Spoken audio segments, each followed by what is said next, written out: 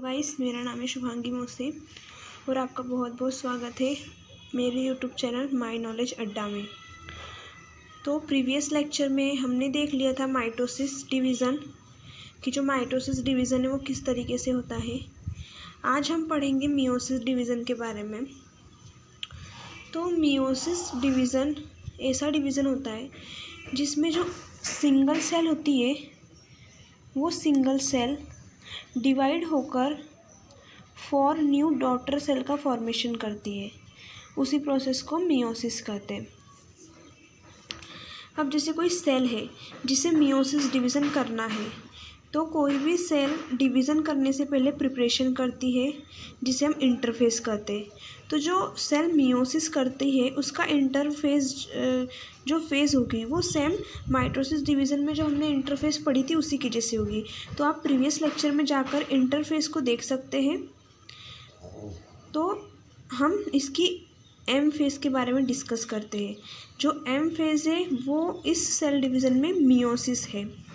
तो जो मियोसिस है वो मतलब 2 टाइप से देखते, तो मियोसिस 1, मियोसिस 2।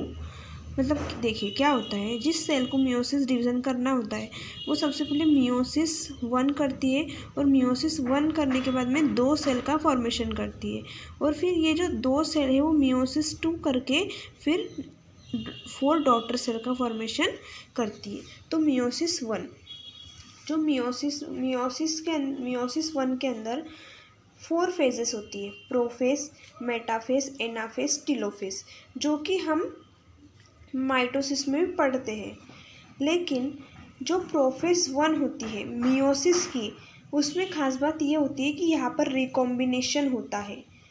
मतलब जो डीएनए है उनके बीच में रिकॉम्बिनेशन होता है, कुछ अलग सा और कुछ नया फॉर्म्ड होता है, जबकि माइटोसिस में ऐसा कुछ नहीं हो रहा था। लेकिन मियोसिस जो प्रोफेज 1 होती है इसी को रिकॉम्बिनेशन फेज़ भी कहते हैं। इसे रिकॉम्बिनेशन फेज़ इसलिए कहते हैं क्योंकि यहाँ पर रिकॉम्बिनेशन होता है, ये हम आगे देखेंगे। तो जो प्रोफेज 1 होती है वो फिर सब फेजेस में डिवाइड होती है। तो सबसे पहली जो सब फेज़ है वो है लेप्टोटीन। तो प्रोफेज 1 के लेप्टोटीन फेज़ में क्या होता है, जो क्रोमोसोम्स होते हैं, सबसे पहले क्रोमोसोम बिखरे हुए पड़े होते हैं, ये हमें पता है। तो ये जो बिखरे हुए क्रोमोसोम्स है वो कंडेंस होना स्टार्ट हो जाते हैं प्रोफेज में। तो प्रोफेज के लेप्टोटीन स्टेज में क्या होता है, जो डीएनए होते हैं वो कंडेंस होना स्टार्ट कर देते हैं। अब सेकेंड सब फेज़ आती है जाइगोटीन। जाइगोटीन में क्या होता है, ये देखिए, ये हमारा सेल है। अब ये सेल के अंदर क्या होता है, ये देखिए, मान लीजिए बहुत सारे क्रोमोसोम्स पड़े हुए हैं।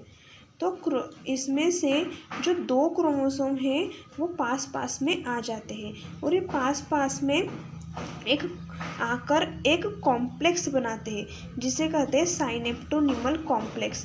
ये जो 2 क्रोमोसोम एक दूसरे के पास पास आ रहे हैं तो कॉम्प्लेक्स बन रहा है और इसी कॉम्प्लेक्स को साइनेप्टोनिमल कॉम्प्लेक्स कहते हैं। और ये जो दोनों क्रोमोसोम है साथ में होते हैं तो इसे टेट्राड कहते हैं या इसे बाईवेलेंट क्रोमोसोम्स भी कहते हैं। तो जाइगोटीन में क्या हुआ, 2 क्रोमोसोम्स पास पास आ गए। अब इसकी जो नेक्स्ट सब फेज़ है वो है पैकेटिन। पैकेटिन में क्या होता है, पैकेटिन में जो मतलब देखिए, ये एक क्रोमोसोम है और ये दूसरा क्रोमोसोम है। तो एक क्रोमोसोम के जो सिस्टर क्रोमेटिन होते हैं वो दूसरे क्रोमोसोम के सिस्टर क्रोमेटिन से फ्यूज़ हो जाते हैं, देखिए इस तरीके से। और ये फ्यूज़न के टाइम पर क्या होता है कि इस क्रोमेटिन का कुछ पार्ट इस क्रोमेटिन में और इस क्रोमोसोम के क्रोमेटिन का कुछ पार्ट इस क्रोमोसोम में आ जाता है। मतलब यहाँ पर जो रिकॉम्बिनेशन होता है, इसका पार्ट कुछ उसमें चला जाता है, उसका पार्ट कुछ इसमें आ जाता है, जिससे कि जो हमारा न्यू सेल फॉर्म्ड होगी वो हमारी मदर सेल से डिफरेंस शो करेगी। तो पैकेटिन में जो क्रोमोसोम्स के जो क्रोमेटिड्स थे वो एक दूसरे से क्रॉस हो जाती है, क्रॉसिंग ओवर यहाँ पर होता है और रिकॉम्बिनेशन जो होता है वो प्रोसेस यहाँ पर हो जाती है। अब डिप्लोटिन में क्या होता है, देखिए, अब ये जो क्रोमेटिन जो क्रोमोसोम के क्रोमेटिन थे एक दूसरे से यहाँ पर देखिए इस तरीके से अटैच हो रहे हैं, तो यहाँ पर एक एक्स शेप्ड स्ट्रक्चर बन रहा है। एक्स शेप स्ट्रक्चर, ये जो एक्स शेप स्ट्रक्चर होता है इसको कैज़मेटा कहते हैं, इसे कहते हैं कोएज़मेटा। और ये जो कोएज़मेटा होता है ये डिप्लोटीन स्टेज में दिखाई देता है। साथ ही अब जो साइनेप्टोनिमल कॉम्प्लेक्स बना था हमारा, यहाँ पर जो हमारा साइनेप्टोनिमल कॉम्प्लेक्स बना था वो डिप्लोटीन में क्या होता है, वो डिसोसिएट होता है। मतलब ये जो क्रोमोसोम्स होते हैं वो एक दूसरे से, ये जो क्रोमेटिन एक दूसरे से जुड़े हुए ना, तो ये एक दूसरे से सेपरेट होने लगते हैं डिप्लोटीन स्टेज में।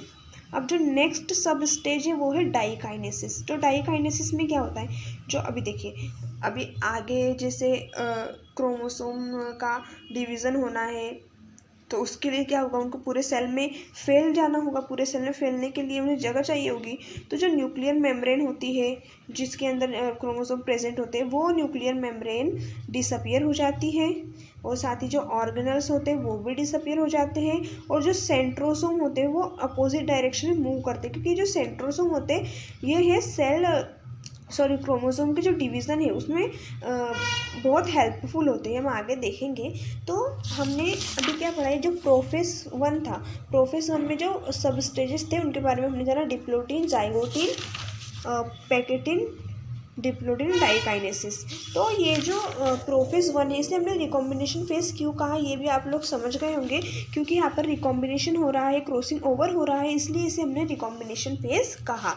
ये जो है सेल डिवीज़न की सबसे बड़ी फेज होती है प्रोफेज 1, क्योंकि इसमें 5 सब फेजेस भी प्रेजेंट होती है। अब जो मेटाफेज 1 है, तो मेटाफेज 1 में तो कुछ नहीं होगा। जो मेटाफेज 1 है उसमें जो क्रोमोसोम है वो अपने इक्वेटर पर मेटाफेजिक प्लेट पर अरेंज हो जाएंगे, और जो हमारा सेंट्रोसोम है उससे जो स्पिंडल फाइबर्स निकलेंगे वो हमारे क्रोमोसोम के काइनेटोफोर से अटैच हो जाएंगे। फिर उसके अंदर सेकेंड जो फेज़ आती है वो होती है एनाफेज। एनाफेज में जो है वो क्रोमोसोम अपने अपोजिट पोल की ओर मूव करने लगते हैं। अब सेकेंड स्टेज है टीलोफेज। तो टीलोफेज जो है वो प्रोफेज का बिल्कुल उल्टा होता है। जहाँ पर प्रोफेज में न्यूक्लियर मेम्ब्रेन डिसअपियर हो रही थी यहाँ पर अपीयर होने लग जाती है। ऑर्गेनल जो डिसअपियर हो गए थे वो अपीयर होने लग जाते हैं। जो क्रोमोसोम का कंडेंसेशन हुआ था तो क्रोमोसोम डिकंडेंस होने लग जाते हैं, बिखर जाते हैं क्रोमोसोम्स। अब ये हो जाने के बाद में आता है अगला, क्योंकि अब देखिए सारा मटेरियल दुगुना हो चुका है, ऑर्गेनल दुगने हो चुके हैं, क्रोमोसोम दुगना हो चुका है, सब दुगना हो चुका है। तो अब क्या होगा, साइटोकाइनेसिस की प्रोसेस में जो सिंगल सेल थी वो डबल सेल में डिवाइड हो जाएंगी। ये हो गया। अब देखिए क्या हमने माइटोसिस में भी क्या पढ़ा था कि ये जो सेल है यदि इसे माइटोसिस डिवीज़न करना है तो वो सबसे पहले दो सब फेजेस में करेगी, एक तो इंटरफेज फिर एम फेज, 2 फेजेस लगती है ना उसे। और साथ में हमने जब मियोसिस 1 पढ़ा, मियोसिस 1 में भी सेल क्या कर रही थी, पहले इंटरफेज कर रही थी फिर उसके बाद में वो एम फेज कर रही थी। लेकिन मियोसिस 2 एम फेज और मियोसिस 2 के बीच में डीएनए का रेप्लिकेशन नहीं होता है और ना ही यहाँ पर इंटरकाइनेसिस होती है। तो एम फेज और M2 फेज के बीच में डीएनए का रेप्लिकेशन नहीं होता है, मतलब जो डीएनए है वो दोगुना नहीं होता। ये देखिए मैं आपको समझाती हूँ। यहाँ पर क्या हो रहा है, हमारा जो माइटोसिस है उसमें क्या होता है 2n होता है, और जो डॉटर सेल बनती है उसके अंदर भी फिर 2n क्रोमोसोम्स ही होते हैं। क्यों होते हैं, क्योंकि यहाँ पर डीएनए का रेप्लिकेशन हो जाता है, इसलिए 2n से 2n ही बनते हैं। और जो मियोसिस 1 होता है उसमें भी डीएनए रेप्लिकेशन होता है, तो मियोसिस 1 में भी 2n से 2n ही बनते हैं, मतलब जितने क्रोमोसोम्स मदर सेल में होते हैं उतने डॉटर सेल में होते हैं। लेकिन अब यहाँ पर मियोसिस है, मियोसिस मतलब क्या, जो 2n है उससे n का फॉर्मेशन, मतलब जो डबल नंबर ऑफ क्रोमोसोम है उसमें सिंगल नंबर ऑफ क्रोमोसोम्स बनाने हमें। तो यदि यहाँ पर डीएनए का रेप्लिकेशन हो जाएगा तो यहाँ पर तो डबल नंबर ऑफ क्रोमोसोम्स ही बन जाएंगे ना, तो सिंगल नंबर ऑफ अब इसे इस तरीके से समझ सकते हैं कि सिंगल नंबर ऑफ क्रोमोसोम्स हमें चाहिए, इसलिए यहाँ पर डीएनए का रेप्लिकेशन नहीं होता। इसे आप इस तरीके से समझ सकते हैं।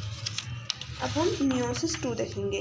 तो मियोसिस 2 एज अ टेस्ट है, बस यहाँ पर इतनी बात है कि जो प्रोफेज 2 है उसमें जो सब स्टेजेस जो हमारे मियोसिस फर्स्ट में पाई जाती थी वो यहाँ पर नहीं पाई जाती है, क्योंकि जो डीएनए का क्रॉसिंग ओवर है वो तो मियोसिस 1 में हो चुका है। जो न्यू तरीके का जो डीएनए या फिर क्रोमोसोम में फॉर्म हो चुका है, तो यहाँ पर कुछ क्रॉसिंग ओवर करने की ज़रूरत नहीं होती। यहाँ पर जो न्यूक्लियर मेम्ब्रेन डिसअपियर हो जाती है, क्योंकि क्रोमोसोम को पूरी सेल में फैलना है, क्रोमोसोम कंडेंस होना स्टार्ट हो जाते हैं और ऑर्गेनली भी डिसअपियर हो जाती है।